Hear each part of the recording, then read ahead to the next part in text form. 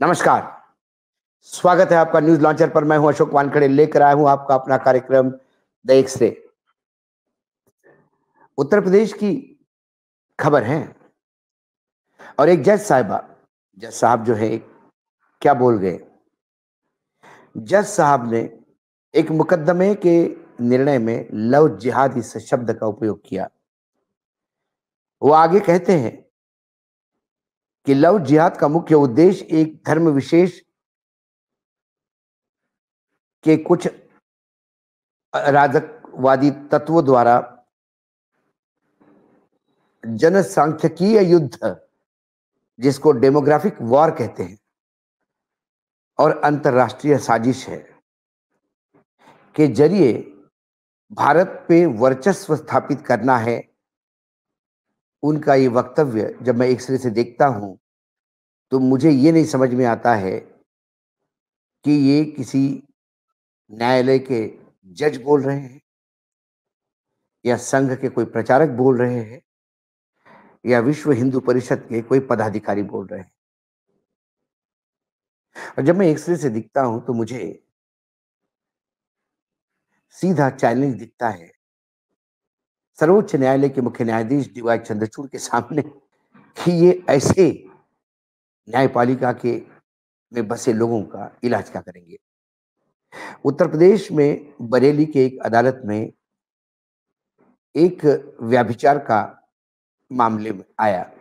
उस मामले में एक मुस्लिम व्यक्ति को उम्र कैद की सजा सुनाई गई और वो इसलिए कि उसने खुद को हिंदू बना बताकर एक मंदिर में एक पीड़िता से शादी की।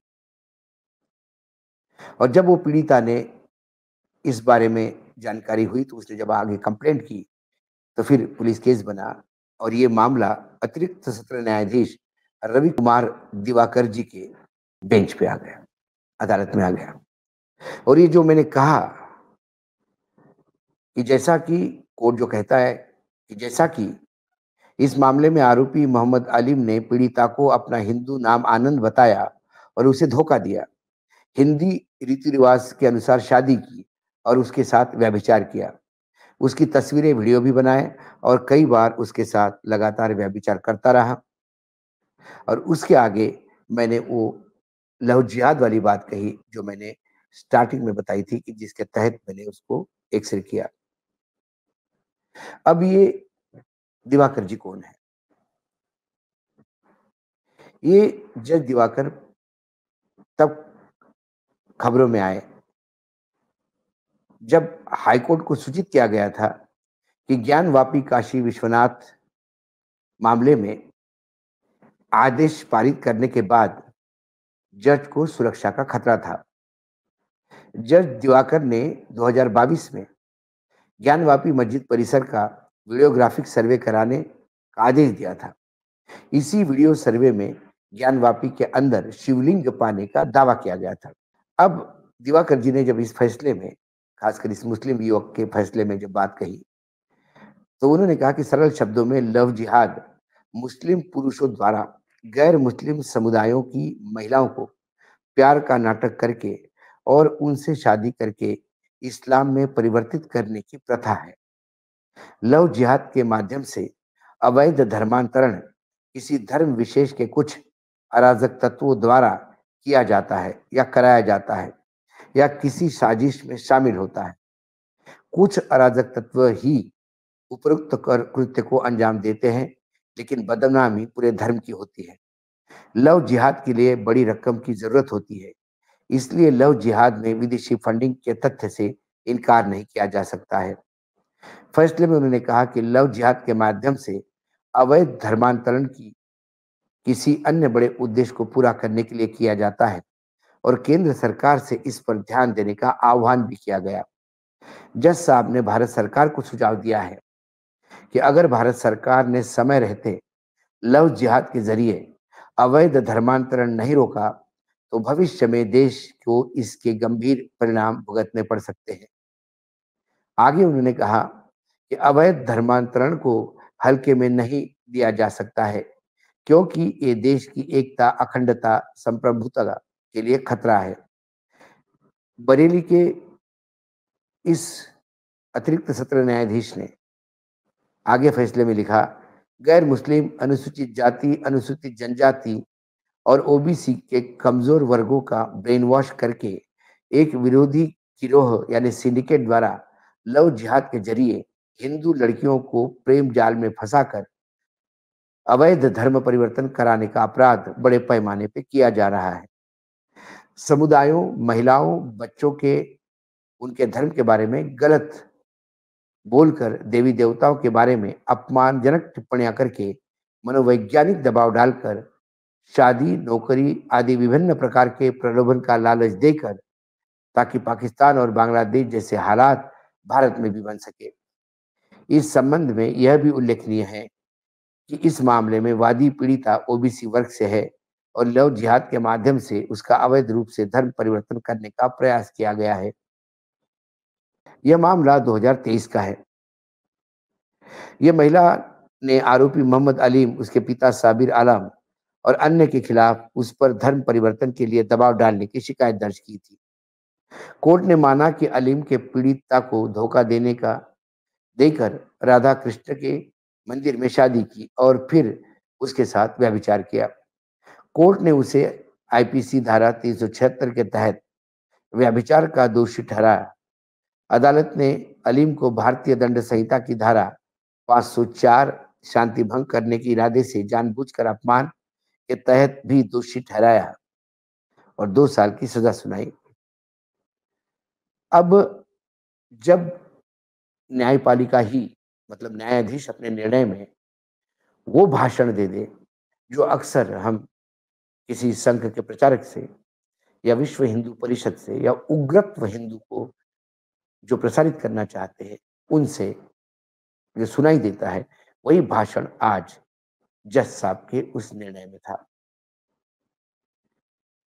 जज साहब ने जो कहा कि इसके पीछे एक अंतर्राष्ट्रीय साजिश है, उन्होंने केंद्र सरकार को कहा, मामला तो एक केस का था।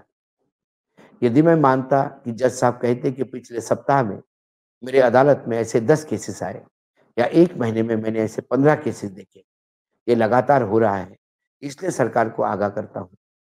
ये उनके यहाँ आया हुआ शायद पहला केस होगा, लेकिन एक ही केस में किसी एक व्यक्ति के गलती पे पूरे धर्म समुदाय और अंतर्राष्ट्रीय साजिश और भारत को पाकिस्तान और बांग्लादेश बनाने की साजिश की बातें, तो ये 80-20 वाली बातें हो गई, ये कब्रिस्तान शमशान वाली बातें हो गई, ये हलाल और झटके वाली बात हो गई। क्या न्यायपालिका भी इस लेवल तक जा सकती है? एक इसके पहले भी ये न्यायाधीश रवि कुमार दिवाकर कई चीजों के लिए जाने जाते हैं। एक बार उन्होंने मुख्यमंत्री योगी आदित्यनाथ की जमकर तारीफ की और कहा कि धार्मिक व्यक्ति ही योग्य राजा बन सकता है। कोई भी धार्मिक व्यक्ति सत्ता की कुर्सी पर बैठता है तभी उसके अच्छे परिणाम होते हैं। दार्शनिक प्लेटो ने अपने ग्रंथ रिपब्लिक ऑफ फिलोसोफर किंग में कहा है कि हमारे नगर राज्यों में तब तक कष्टों का अंत नहीं होगा जब तक एक दार्शनिक राजा ना हो। आज न्याय का मतलब कानून है। प्लेटो के समय यह धर्म था। उत्तर प्रदेश के मुख्यमंत्री महान सिद्धपीठ गोरखनाथ मंदिर के पीठाधीश्वर है। महंत बाबा योगी आदित्यनाथ इस अवधारणा को सत्य साबित कर रहे हैं।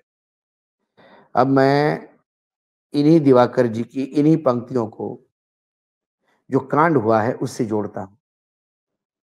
दिवाकर जी ने जो कहा, यदि उसको हम सही माने, योगी आदित्यनाथ को ऐसा राजा माने जो धर्म की स्थापना कर रहा है और अच्छा प्रशासन चल रहा है, तो उसमें ये हादसा क्यों हुआ कि एक मुस्लिम युवक अपने आप को हिंदू बता के किसी महिला से, हिंदू महिला से, लड़की से शादी करता है। यदि ये मामले आज भी उत्तर प्रदेश में है तो फिर योगी कहीं ना कहीं फेल है। हाल ही में आज हमने मतलब कल एक प्रोग्राम में हमने डिस्कस किया था कि कैसे एक दलित युवकों को दबंगों ने पीटा ही नहीं, उसके मुंह पे पेशाब किया।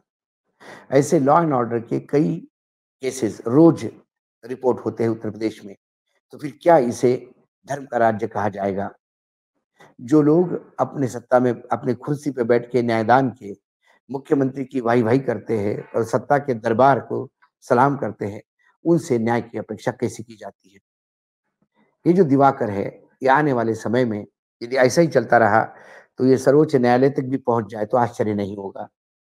क्योंकि वर्तमान में जो सत्ता में लोग बैठे हैं, उन्हें ऐसे ही जजों की अपेक्षा है और ऐसे ही जज उनको भाते हैं। जब मैंने एक्स-रे से इस आलिम मोहम्मद आलिम का केस देखा, तो वो यकीनन गलत था। उसने जो किया, वो यकीनन गलत था। लेकिन पूरे मुस्लिम धर्म को ये कहना, देश में एक षड्यंत्र के तहत विदेशी पैसा भी इसमें आता है कहना, कई चीज़ें उन्होंने कही, जिसका कोई ज़िक्र इस केस में नहीं था। कहीं प्रोसिक्यूशन ने ये बताया नहीं कि विदेश से पैसा आता है इस पैसे के लिए, कोई बात नहीं की। व्हाट्सएप यूनिवर्सिटी से बातें पढ़ के यदि जज साहब अपने निर्णय में इसका उल्लेख करते हैं, तो इससे ज़्यादा दिमागी या बैंकरप्सी मुझे दिखाई नहीं देती। जब मैं एक्स-रे से देखता हूँ, तो मुझे ये बहुत ही फैला हुआ रायता, खासकर न्यायपालिका में दिखाई देता है। आज इतना ही, कल फिर आता हूँ किसी विषय के साथ, तब तक के लिए नमस्कार, देखते रहिएगा न्यूज़ लॉन्चर।